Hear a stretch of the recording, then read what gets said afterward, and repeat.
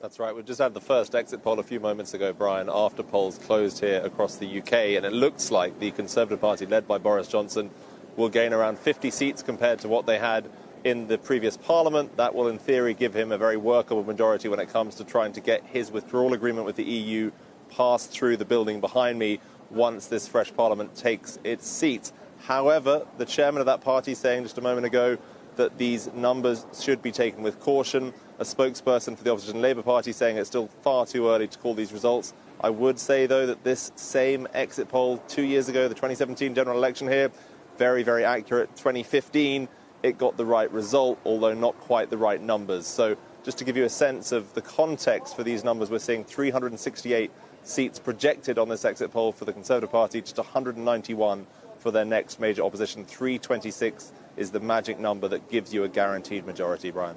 And Willem, you may have said this, so I apologize. We're looking at that big move in the British pound, which, by the way, is up 2% against the U.S. dollar. So pound sterling, a big move. According to the Financial Times, this would be the biggest win by the Conservative Party since Margaret Thatcher's 1987 election.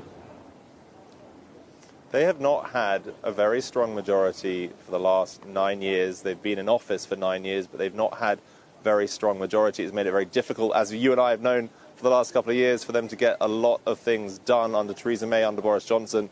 There was always efforts by the Parliament behind me to stymie the government's attempts specifically on Brexit. And this majority, if those numbers hold true, once we start getting the actual constituency vote numbers through, it will be much, much, much easier for Boris Johnson to pursue the kind of Brexit he wants to pursue.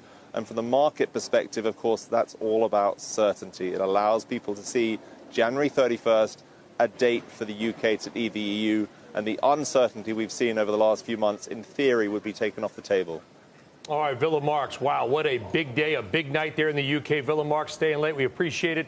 And again, you can see that big move in the British pound sterling up about 2.3% against the U.S. dollar, its highest level since June of 2018. Aside, maybe, Tim Seymour, from a currency trade, any other way to play this result? A stunning victory for the Conservatives. I think there is. And of course, there's great ironies in that the pound is rallying because the Conservatives could really force a hard Brexit. This is not supposed to be pound positive on some level, but maybe was everybody net short and this was some kind of a... there may be that.